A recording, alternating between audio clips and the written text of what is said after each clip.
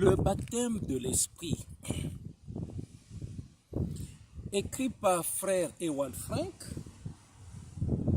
et lu par le frère Dr Lotika Anselme. Celui qui est devenu croyant se fait baptiser dans l'eau par immersion de la manière biblique dans le nom du Seigneur Jésus-Christ.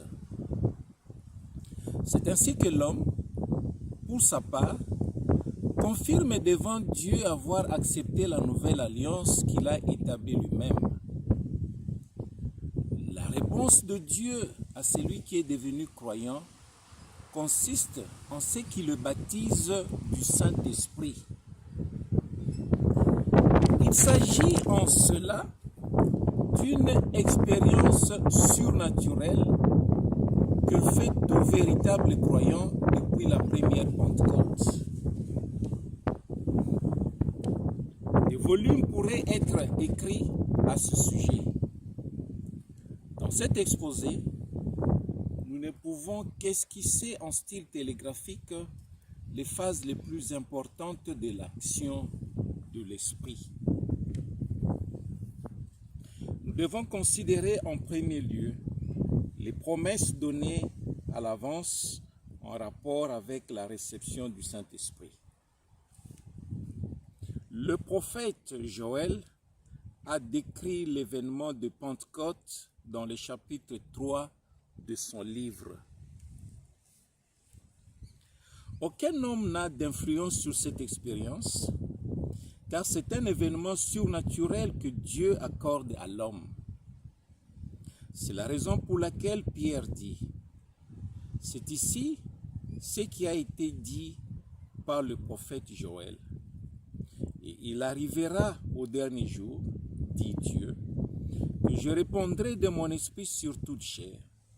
Et vos fils et vos filles prophétiseront, et vos jeunes hommes verront des visions, et vos vieillards songeront en songes. » Actes, chapitre 2, du verset 16 au verset 17.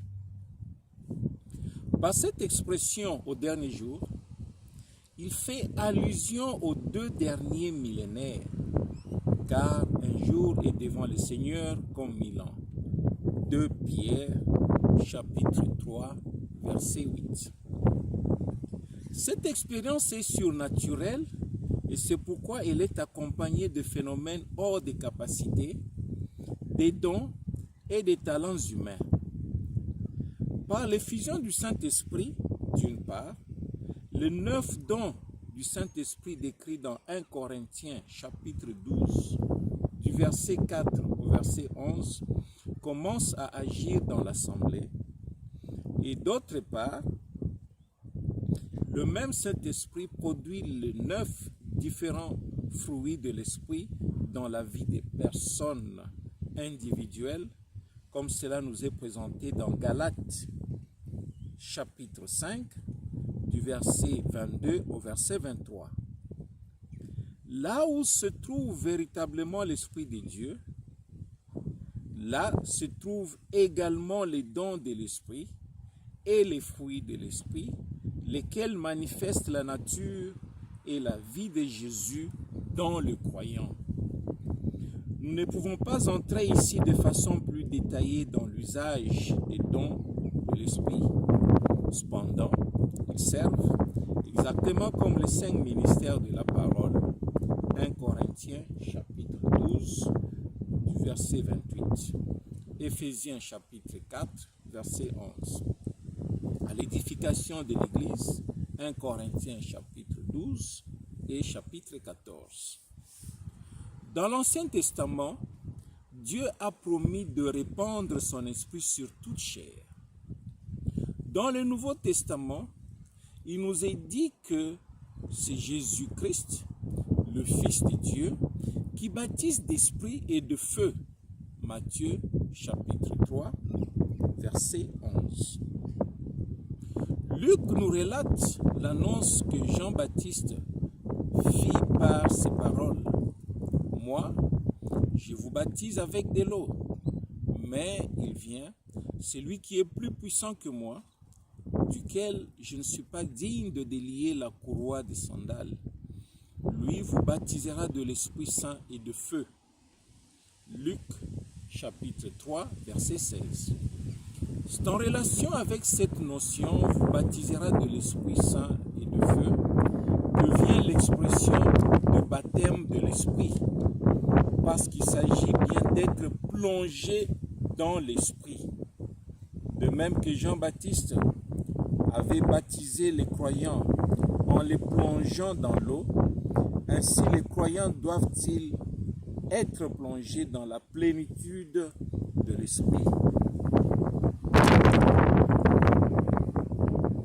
L'ensemble des événements du salut a un rapport central avec Christ. Il est le centre de l'histoire du salut. En lui, Dieu a fait un nouveau commencement, faisant de lui le premier-né sur lequel l'Esprit est venu, afin de pouvoir répandre au travers de lui le même esprit sur tous les premiers-nés. Il arriva que, comme tout le monde était baptisé, Jésus aussi étant baptisé et priant, le ciel s'ouvrit. Et l'Esprit Saint descendit sur lui sous une forme corporelle, comme une colombe. Luc chapitre 3, verset 21 au verset 22. Jésus, le Fils de l'homme, priait. Le ciel s'ouvrit, et le Saint-Esprit apparut de façon visible, de la même manière que dans Genèse chapitre 1, verset 2, il planait visiblement sur la face des eaux. Maintenant, l'Esprit vint sous la forme d'une colombe. Ce n'est pas que l'Esprit de Dieu ait une forme, mais il peut prendre une forme pour se révéler. Dans le symbole de la colombe, comme aussi dans celui de l'agneau, quelque chose nous est représenté. Le Fils de Dieu n'a pas la forme de l'agneau, car il se tient debout et marche comme nous les humains. Mais par ce symbole, la pensée divine par rapport au rachat nous est montrée. L'agneau, en tant qu'animal pour le sacrifice, ayant la nature la plus douce parmi les animaux. La colombe, que Noé déjà avait laissé sortir de l'arche, en tant que l'oiseau du ciel qui n'a pas de glande biliaire et qui est pur. C'est la raison pour laquelle l'Esprit de Dieu est représenté ici par une colombe descendant sur l'agneau de Dieu. Dieu peut se révéler de diverses manières, tout en restant toutefois toujours le même. Dieu n'est pas un vieil homme avec une longue barbe, même si Daniel le vit comme l'ancien des jours, prenant place sur le trône du jugement. Daniel chapitre 7, du verset 9 au verset 14. Puisqu'il n'est pas soumis aux conditions temporelles, il ne peut pas non plus vieillir. Mais lorsqu'il s'agit de se présenter comme juge et de faire connaître son autorité et sa dignité, Dieu se révèle alors comme Daniel l'a vu. Parallèlement à cela, on peut lire dans Apocalypse chapitre 1 et l'on constatera, peut-être avec un grand étonnement, que le Fils de l'homme qui s'approcha de l'Ancien des jours, comme nous le lisons dans le prophète Daniel, afin de recevoir la domination sur tout le peuple et les hommes de toutes langues, Daniel chapitre 7, est décrit dans l'Apocalypse comme ce même ancien. Sa tête et ses cheveux étaient blancs comme de la laine blanche, comme de la neige, et ses yeux comme une flamme de feu. Apocalypse chapitre 1, verset 14. Il est impressionnant de voir la diversité dans laquelle Dieu se révèle. L'Esprit de Dieu venait comme une onction sur les prophètes de l'Ancien Testament et les inspirait. Il nous est dit de Jean-Baptiste que dès sa naissance, il était rempli du Saint-Esprit. Luc chapitre 1, verset 15. Il est dit que le Saint-Esprit était sur Siméon. Luc chapitre 2, verset 25 au verset 26. Il est écrit de Zacharie qu'il fut rempli de l'Esprit Saint. Luc chapitre 1, verset 67. Avant l'effusion du Saint-Esprit, déjà, le Seigneur Jésus donna par l'Esprit Saint des ordres aux apôtres qu'il avait élus. Actes chapitre 1, verset 22. Le Saint-Esprit agit de diverses manières. Il parle, il le révèle, il annonce, ainsi de suite. Le Fils de Dieu engendré par l'Esprit et qui était en même temps Fils de l'homme, reçut le Saint-Esprit ici sur terre au commencement de son activité, afin de pouvoir donner le même Saint-Esprit, lequel est aussi appelé l'Esprit d'adoption, à tous ceux qui sont nés de Dieu et qu'il rachèterait. Romains chapitre 8, verset 15. Alors eut lieu l'établissement du Fils de Dieu dans son ministère, et ici a lieu l'établissement des fils et filles de Dieu dans leur position d'adoption. Les prophètes étaient oints, éclairés et inspirés, mais ils étaient venus dans ce monde comme tout être humain, par le moyen de l'engendrement naturel. La nouvelle race divine, qui a commencé avec Jésus-Christ, est d'origine céleste. 1 Corinthiens chapitre 15, verset 47. Nous ne sommes sur la terre que des pèlerins et des étrangers. Notre patrie est là sur les hauteurs. Dans beaucoup de passages bibliques, les prophètes ont prophétisé concernant la venue du Saint-Esprit, et le Seigneur Jésus nous a donné l'espérance de la venue du Consolateur, de l'Avocat. Et quand le Consolateur sera venu, lequel moi je vous enverrai auprès du Père, l'Esprit de vérité, qui procède du Père. Jean chapitre 15, verset 26. Dans la confession de foi de Nicée, il est dit, qui est issu du Père et du Fils. Cependant, la parole de Dieu rend ce clair témoignage. De même que le Fils est la révélation visible de Dieu en tant qu'Emmanuel, et qu'il est issu de Dieu, ainsi le Saint-Esprit est issu de Dieu. Dans ces deux cas, il ressort que la provenance est la même, à savoir Dieu comme étant le Dieu définitif, c'est lui qui est à l'origine. La formule de prière « Honneur soit à Dieu le Père et au Fils et au Saint-Esprit » est une invention non biblique. Il n'y a dans la Bible aucun passage où l'Esprit de Dieu aurait été adoré. Pareillement, le Fils n'a accepté aucun honneur, mais il a dit au contraire, « Je ne reçois pas de gloire des hommes. » Jean chapitre 5, verset 41. Lorsqu'un chef lui adressa la parole en ces mots, « Bon maître, que faut-il que j'aie fait pour hériter de la vie éternelle ?» Jésus répondit en tant que Fils de l'homme, « Pourquoi m'appelles-tu bon? Nul n'est bon, sinon un seul, Dieu. » Luc chapitre 18, verset 18 au verset 19.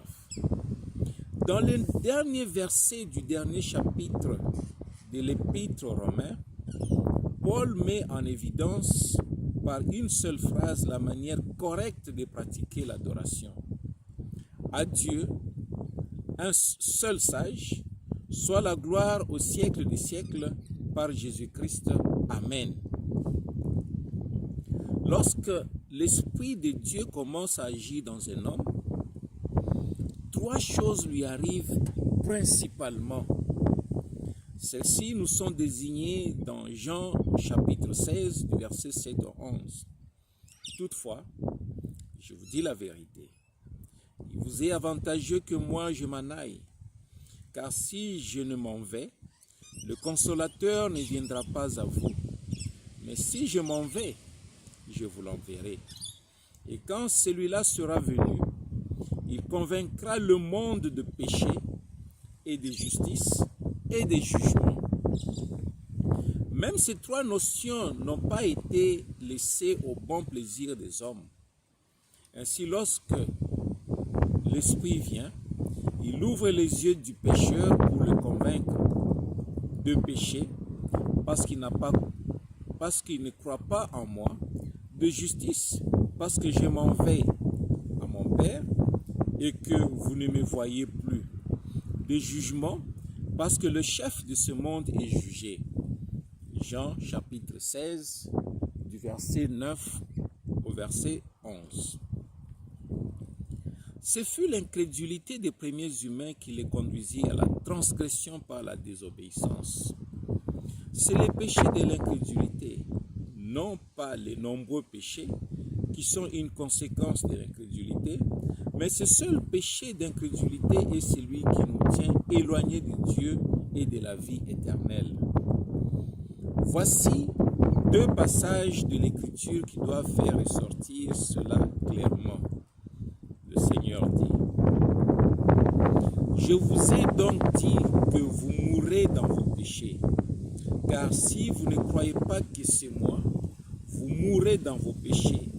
Jean chapitre 8, verset 24. Et en vérité, je vous dis que celui qui entend ma parole et qui croit celui qui m'a envoyé a la vie éternelle et ne vient pas en jugement, mais il est passé de la mort à la vie. Jean chapitre 5, verset 24. Lorsque l'Esprit de Dieu vient sur un homme, il commence par dénoncer le mal originel, l'incrédulité envers Dieu et sa parole. L'apôtre Jean écrit: Celui qui ne croit pas Dieu l'a fait menteur.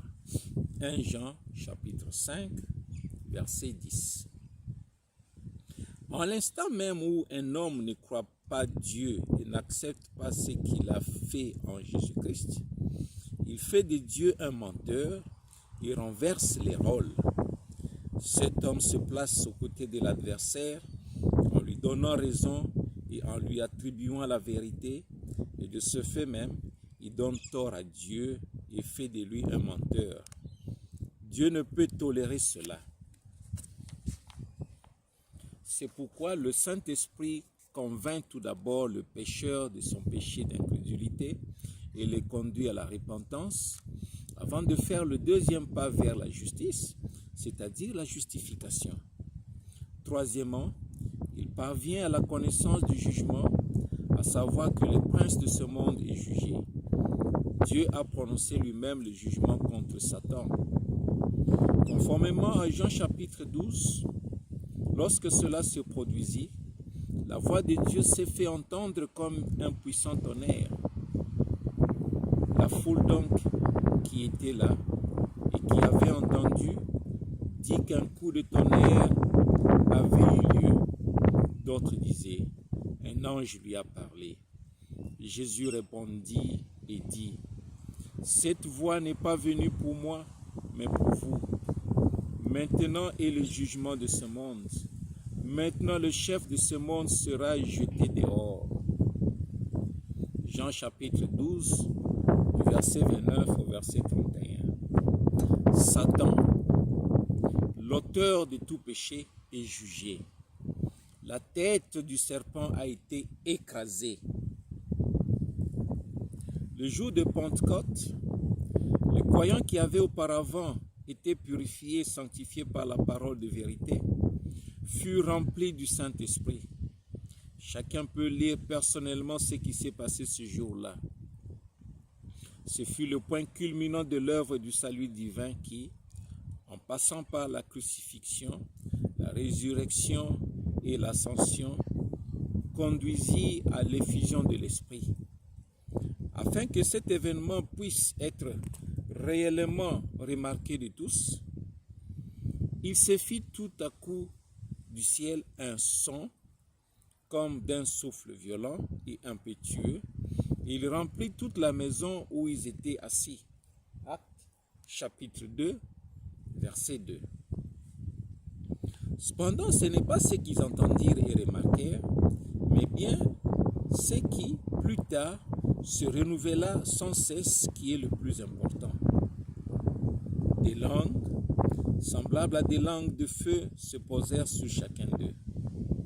Il n'est plus dit une seule fois qu'un son comme d'un souffle violent et impétueux se soit fait entendre, mais chaque fois que de nouveaux croyants furent baptisés de feu et de l'esprit, un résultat semblable à celui qui eut lieu à Pentecôte s'est produit. Et ils furent tous remplis du Saint-Esprit et se mirent à parler en d'autres langues, selon que l'Esprit leur donnait de s'exprimer. Actes chapitre 2, verset 4. Le jour de Pentecôte, il eut un double miracle surnaturel. Le premier fut que les croyants parlèrent par l'Esprit en d'autres langues, et le deuxième fut que chaque personne de la foule de différents langages qui était accourue entendit dans sa propre langue ce qui était dit. Ils étaient tous hors d'eux-mêmes et s'étonnaient, disant, voici, tous ceux-ci qui parlent ne sont-ils pas des Galiléens? Et comment les entendons-nous? Chacun dans son propre langage, celui du pays dans lequel nous sommes nés. Actes, chapitre 2, verset 7 au verset 8. Le jour de Pentecôte, le don d'interprétation n'était pas encore nécessaire.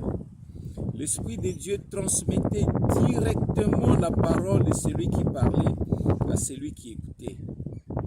Le don d'interprétation n'est mentionné que plus tard, parmi les 9 manifestations de l'Esprit. Généralement, il est pratiqué que 2 ou tout au plus 3 personnes parlent successivement pour donner un message en langue par l'Esprit et qu'un autre en donne l'interprétation. 1 Corinthiens chapitre 14, verset 24 au verset 28. Le Seigneur avait déjà annoncé cela par le prophète Isaïe, car par des lèvres bégayantes et par une langue étrangère, il parlera à ce peuple auquel il avait dit, c'est ici le repos, faites reposer celui qui est las, et c'est ici ce qui rafraîchit. Ils n'ont pas voulu entendre. Isaïe chapitre 28, du verset 11 au verset 12. Même en cette occasion, lorsque le Saint-Esprit parle d'une manière surnaturelle par les lèvres d'un homme à un autre homme, son message n'est souvent pas accepté. Le jour de Pentecôte, il y avait dans la foule 2 groupes de personnes. Et ils étaient tous hors d'eux-mêmes et en perplexité, disant l'un à l'autre, « Que veut dire ceci ?» Et d'autres, se moquant, disaient, « Ils sont pleins de vin doux. » Actes chapitre 2, du verset 12 au verset 13. Pierre ne se laissa pas décourager par cela. Il développa ce qu'il avait pour mission de dire, exposa ce qui venait de se passer conformément au plan de salut de Dieu. Dans son allocution, il parvint au point culminant de cet événement en rendant le témoignage suivant. C'est Jésus, Dieu l'a ressuscité. C'est dont nous sommes tous témoins. Ayant donc été exalté par la droite de Dieu, ayant reçu de la part du Père l'Esprit Saint promis, il a répandu ce que vous voyez et entendez. Actes chapitre 2, verset 32 au verset 33.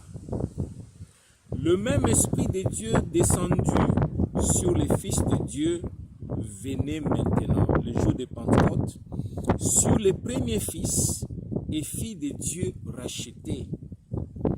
Et depuis lors, il vient sur tous les fils et filles de Dieu jusqu'à ce que l'Église épouse ait atteint son achèvement et que le temps de grâce soit terminé.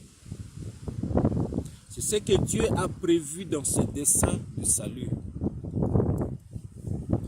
Parmi les innombrables promesses de l'Écriture, une seule est qualifiée de promesse du Père.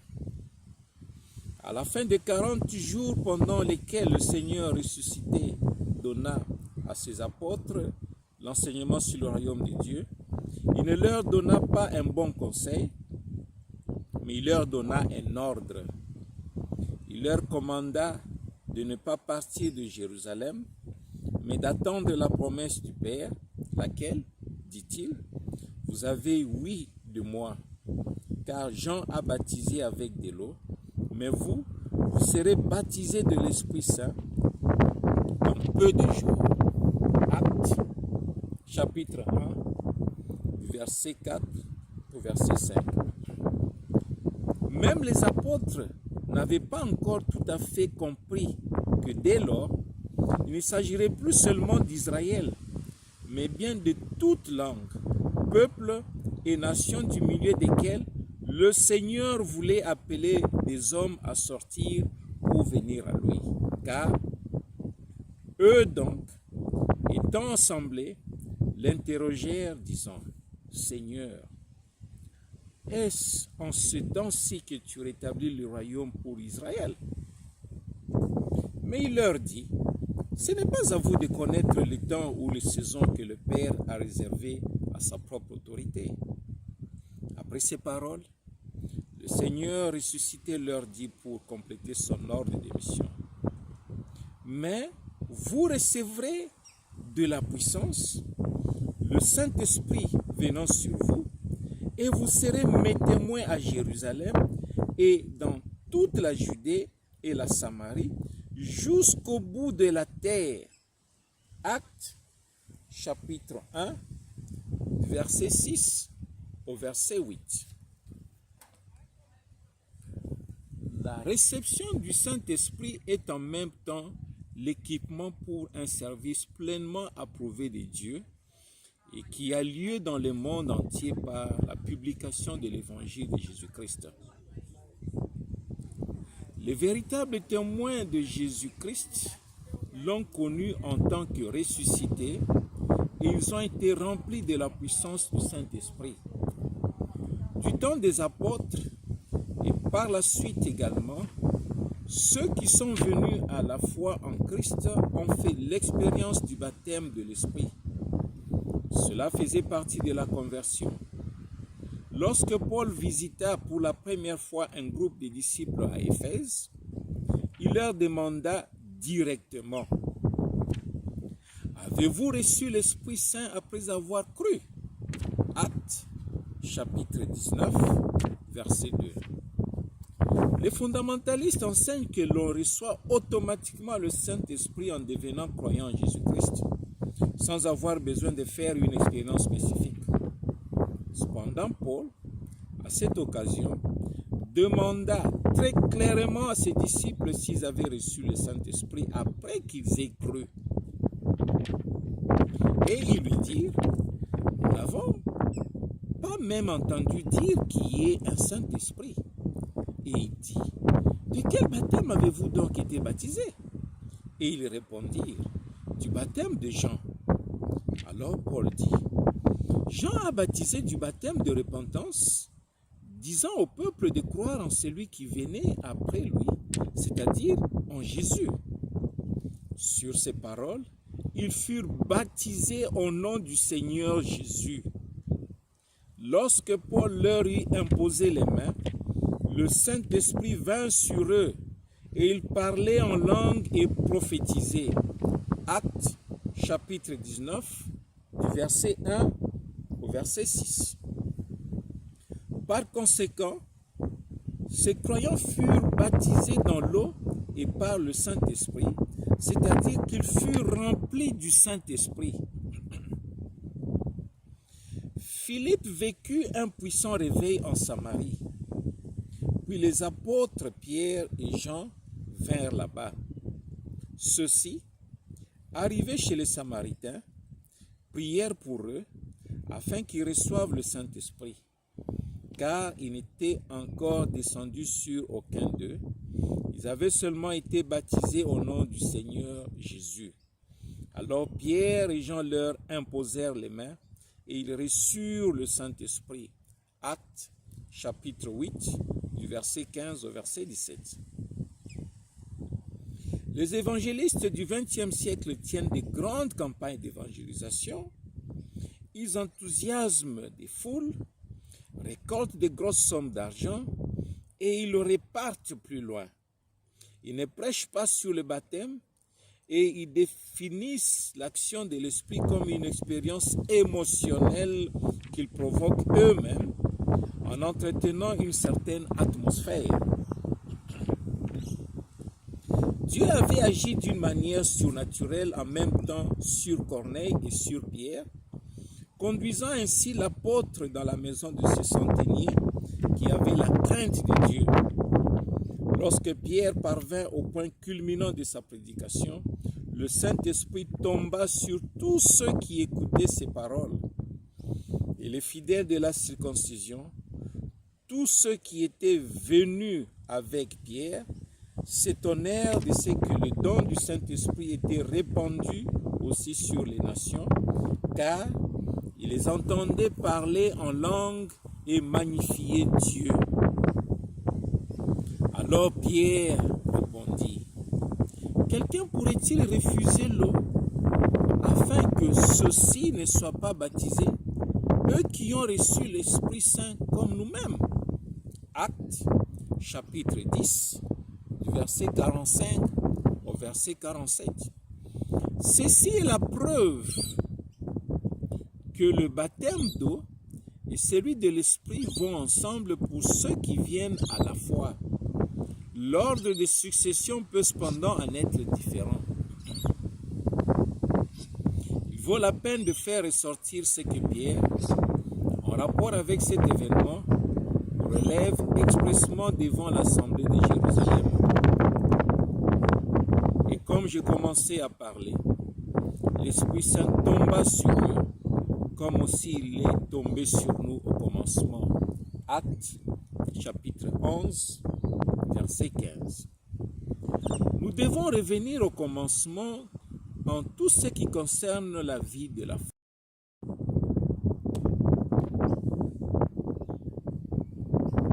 Aujourd'hui, toutes les notions bibliques sont confuses, estompées et interprétées différemment. On emploie les mêmes formulations et cependant on dit quelque chose de tout différent. Il y a des traits distinctifs qui décrivent l'action du Saint-Esprit. Il est un consolateur, il est un enseignant, il conduit dans toute la vérité. Le Seigneur disait, « J'ai encore beaucoup de choses à vous dire, mais vous ne pouvez les supporter maintenant. Mais quand celui-là, l'Esprit de vérité, sera venu, il vous conduira dans toute la vérité, car il ne parlera pas de par lui-même, mais il dira tout ce qu'il aura entendu, et il vous annoncera les choses qui vont arriver. Celui-là me glorifiera, car il prendra de ce qui est à moi et il vous l'annoncera. Tout ce qu'a le Père est à moi. C'est pourquoi j'ai dit qu'il prend du mien et qu'il vous l'annoncera. Jean chapitre 16, du verset 12 au verset 15. Tout ce qui appartient à Dieu a été racheté par Christ, qui en a payé le prix, et cela lui appartient. et tout ce qui lui appartient reçoit son esprit. C'est pourquoi il écrit. Mais si quelqu'un n'a pas l'esprit de Christ, celui-là n'est pas de lui. Romains chapitre 8, verset 9. L'esprit de vérité nous enseigne tout ce qui se trouve écrit dans la parole de Dieu. Il nous révèle le contexte et nous donne la connaissance de la volonté directe de Dieu et de son dessein de salut. Les véritables enfants de Dieu sont soumis à la conduite directe de l'Esprit. Car tous ceux qui sont conduits par l'Esprit de Dieu, ceux-là sont fils de Dieu. Romains chapitre 8, verset 14. L'Esprit de Dieu conduit toujours conformément à la parole de Dieu. À l'égard aussi de la première résurrection et de la transmutation de notre corps mortel, la puissance du Saint-Esprit est nécessaire. Sans elle, il n'y a pas de transmutation possible. Et si l'Esprit de celui qui a ressuscité Jésus d'entre les morts habite en vous, celui qui a ressuscité le Christ d'entre les morts vivifiera vos corps mortels aussi, à cause de son esprit qui habite en vous. Romains chapitre 8, verset 11. Une expression populaire dit, si le petit mot « si » n'existait pas, nous voyons ici clairement l'importance de ce mot « si l'esprit habite en nous ». Cela arrivera comme c'est écrit.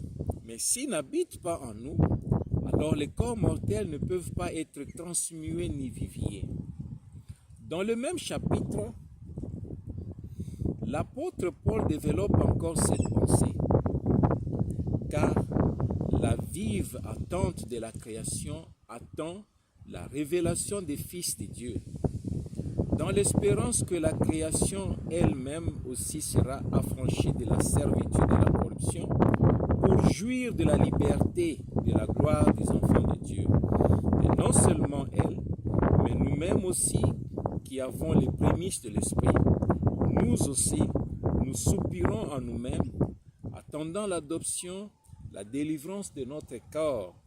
Romains chapitre 8, du verset 19 au verset 23. Pour la troupe des prémices, l'Esprit de Dieu est les arts, le sceau, la certitude que non seulement l'âme est sauvée, mais que lors du retour de Jésus-Christ, leur corps mortel sera transmué. L'Esprit est aussi défini comme étant le sceau, c'est-à-dire que l'Esprit de Dieu est celui qui scelle, et il est aussi appelé et décrit comme étant l'onction. Or, celui qui nous lie fermement avec vous à Christ et qui nous a oints, c'est Dieu, qui aussi nous a scellés et nous a donné les arts de l'Esprit et dans nos cœurs. 2 Corinthiens chapitre 1, verset 21 au verset 22.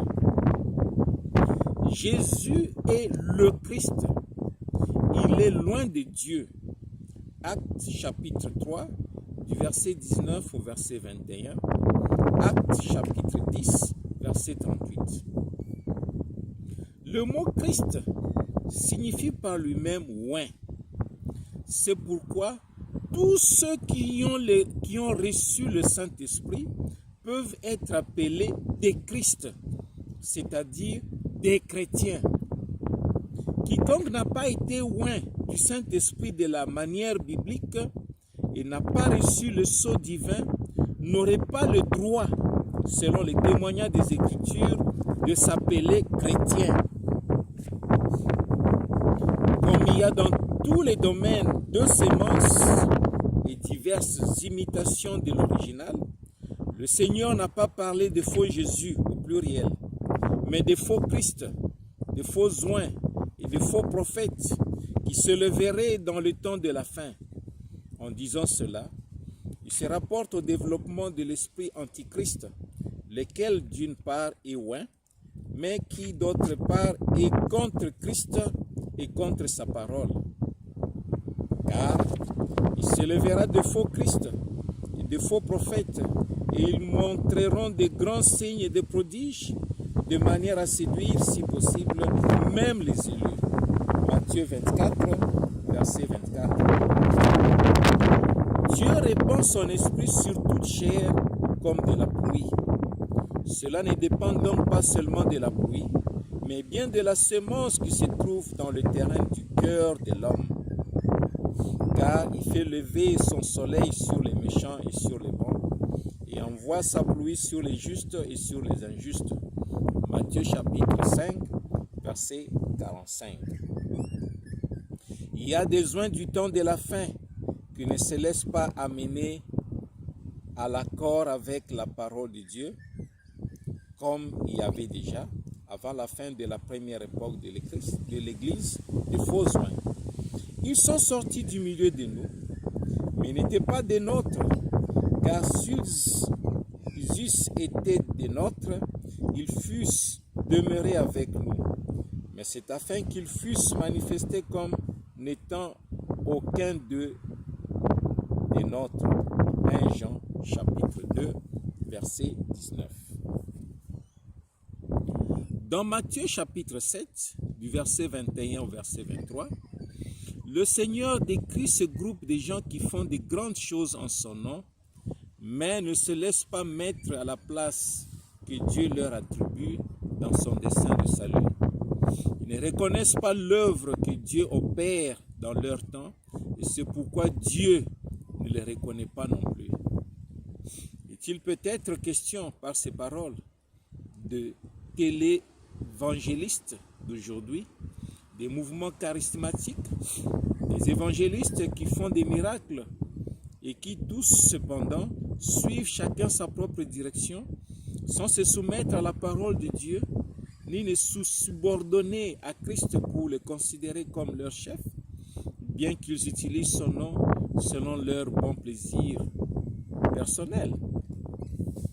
Car la terre qui boit la pluie, qui vient souvent sur elle, et qui produit des herbes utiles pour ceux pour qui elle est aussi labourée, reçoit de Dieu de la bénédiction, mais si elle porte des épines et des chardons, elle est réprouvée et près de la malédiction, et sa fin est d'être brûlée.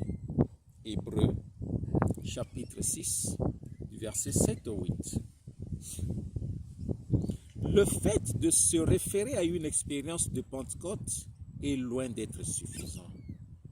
S'il s'agit de véritables semences, il faut que les mêmes fruits de l'esprit qu'ont porté les véritables croyants du commencement soient également manifestés.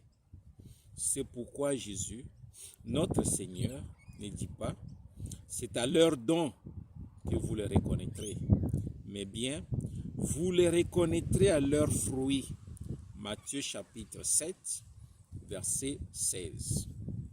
Les dons se trouvent dans les deux groupes, mais le vrai fruit de l'esprit se trouvera uniquement dans la véritable sémence divine, laquelle sera scellée du Saint-Esprit. Beaucoup expérimentent une onction, mais seuls les premiers-nés qui se laissent amener par l'Esprit à être en parfait accord avec la parole de Dieu, ont le scellement du Saint-Esprit.